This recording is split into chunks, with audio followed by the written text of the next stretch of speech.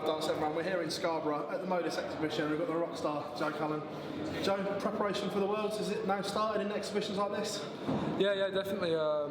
Like tonight is a good opportunity just to loosen your arm. You know, it doesn't matter if you win, lose or draw. It's just a bit of fun, but you know, I think there's sort of an element of competitiveness, you know, between the lads. But it's one of them. It's you know, no one really cares what the outcome is. But yeah, like I say, it's just turning your arm over, preparing for the Worlds.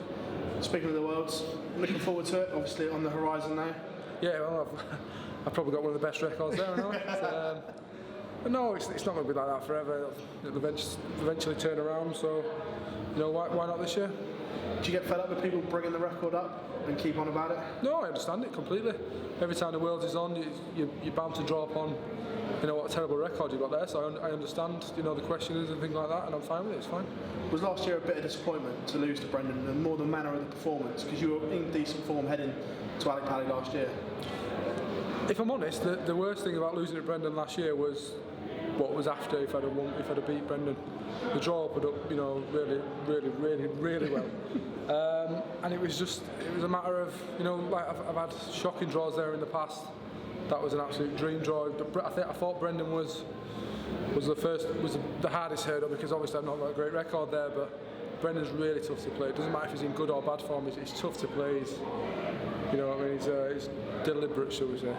Very methodical. Methodical, yeah. But the worst thing about Brendan is he's a really nice guy.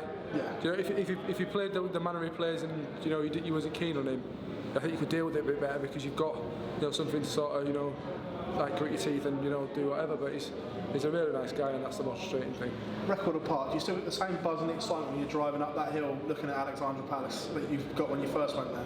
Yeah, 100%. It's like I said, the whole year leads to Alexandra Palace, and you know, it can undo a year, which it's done for me, you know, quite a few times, or it can make a year. Like, look at Nathan Aspinall. You know, he'd had a pretty average year, I think he would say. Not even average, I don't think. From there, he goes and gets to the semi-final. Off the back of that, he wins the UK Open, and now look at him. He's absolutely flying. So it just shows what he can do. Just remember the first time you stepped into that arena, that stage, and everything, because it's like no other arena you play in across the year, is it? In terms of stage size and mystique and everything like that. Yeah, it is. It's when I first stepped there, the room setup was different. It was more of a horizontal one, and now it's more landscape. You know, similar to Blackpool. Yeah. And I think it works better that way. But yeah, it's just one of them. You feel something when you're in there. You can't quite describe what it is, but you feel something. Like saying that's coming from somebody who's not got, well, has got a shocking record there. So you can only imagine what, you know, the boys that have got good records there, you know, imagine what it feels like for them. Obviously we speak to a lot of you players, and the Worlds is one that splits opinion. Do you class it as the end of the season or the start of the new one? Because you hear people say, oh, it's ruined my season already, or is this the end of season right off for you? Yes, I personally see it as the end of the season. It's all roads lead to, you know, the Ali Palace. So if it was the start of the season, you have a shocker, then it's not much of a good footing to start the season on, is it? Don't start until the 20th, tournament's 7 days old by then. Is that tough to watch everyone else go and perform when you've got to wait nearly a week? Well, not really, no. I think that'll be the longest I've been in it, I think. But no, I'd rather play a bit later on, let the tournament start, rather, you know, opening night and things like that. But then again, you put it on the other side of the coin. If you play opening night and win, you know, then there's no problem, is there? James Wilson or Nico Kurtz.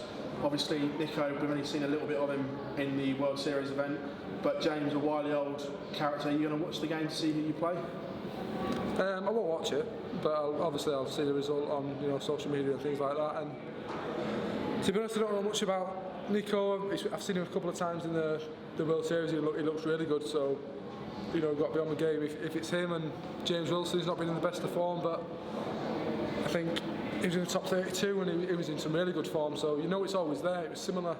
I played Kyle Anderson last week in the Players, and Kyle wasn't in the best of form, but you know that the game's there, so you can't sort of take them lightly. And like I say, I think both of them will be well aware of my record at the World, so I think they both fancy it, but that's good for me. I hope they do fancy it. In general, do you think the lads that have already played that last 96 game have got an advantage over you seeds because they've played there once, they're used to the atmosphere, they're used to the throw and everything like that? Yes and no, because like I say, I'm one of those that I can't tell if the throw's long, short, whatever. You know, you get sort of the old generation who'll come back in after the practice start and say, oh, that's long, it's short, whatever. I can't tell. Unless it's a foot long or a foot short, I can't tell. So I don't think they have an advantage. I think if they was playing another seed the first game and they got through that, I think then they'll have a bit of an advantage because obviously they've been tested. But you know, I think it's one of them. I think they might see it as a positive. I don't think it really matters. Looking back at your season, obviously only one tournament left. How would you sum up Joe Cullen's season as a whole? Typical. I think very up and down. Good Euro Tour. Like I say, to be honest, if I hadn't won the Euro Tour in September, I think it'd have been a massive disappointment. But you know that made up for the season. And, you know, it's not a major, but it's stepped down from a major. But it's back in the winner's circle, showing that I can do it. And not only that, the route that I had as well. Obviously beating Michael in the final. You know, it just shows that you can do it under the most severe pressure. Is that the important thing? Just that taste of winning again, because you can go so long without it, can't you? And you almost, they say winning is a habit, but losing is as well, isn't it? Yeah, a little bit. Yeah, I remember when I won the first Pro Tour against Darryl Gurney, and in the last leg, I was probably the most nervous I've been that I can remember. And I think I won the second one 3 months later. When I was in the final, it was weird that I'd only won one tournament, but I knew that I could get over the finishing line, and that psychological thing, I think it's massive because whether it be in the Dog and Duck Open or the World Championship, you can get over the winning line. It's just who it's against. So, like I said, I don't read too much into it, but I know I can get over the winning line, and I've proved it this year. A lot's talked about the mental side of the game. Are you a massive overthinker? No, definitely not. But I do agree. I think 90% of it is in your head. I think the best games that anyone will play, not just myself, you talk to them after the game and they don't think they'll be able to remember much about the game because you're just not thinking. Do you know what I mean? It's just pure instinct. But yeah, I think that's why I prefer to play the pace I do, because I think if you play a bit slower, I think you have time to think things, overthink things, and I think rhythm's a big thing. Again, looking at the rest of what you're looking on to next year as well.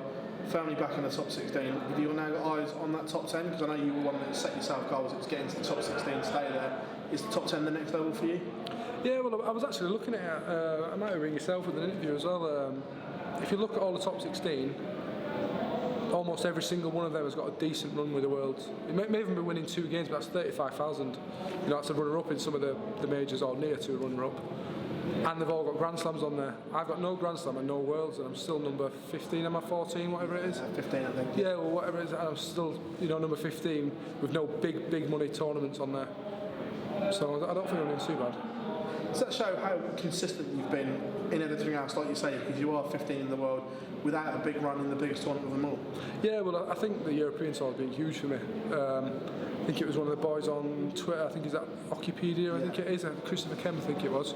He put a breakdown of everyone's money, percentage on the Pro Tour, the European Tour and the majors. And I think almost half my money was the European Tour, so it's been massive for me, and staying in the seeds for them was huge. And I think I was in danger of maybe starting to drop out of it, going into Mannheim. I knew that I had to maybe get to the last 16 or the quarters and end up winning the thing, so that's rocketed me up there back into the top 10, I think, on the 1 year order of merit. So like I say, you read all sorts on social media and things like that, and saying you're this, you're that, and like I say, I'm average, I'm not doing too bad, am I? Speaking of the Euro Tour, they've made changes to the qualification criteria, and that doesn't affect you at the moment. What's your thoughts on the changes if you were to drop out of the seedings? If I'm honest, I've not really looked at it. I've been sent a few screenshots and things like that, but I've not actually really looked at it. I think the one thing that was highlighted to me, like I say, I've not looked at it, but I think the one thing that was highlighted to me was the top 2 Germans. Well, not Germans, the top 2, but the top 2 home nations. Yeah, but the majority is in Germany, so Max, Gabriel, Martin, whoever it is, they're going to benefit. So I'm sure they'll agree with it, but I don't think I've played a qualifier for nearly 3 years, so I'm not really too bothered, to be honest.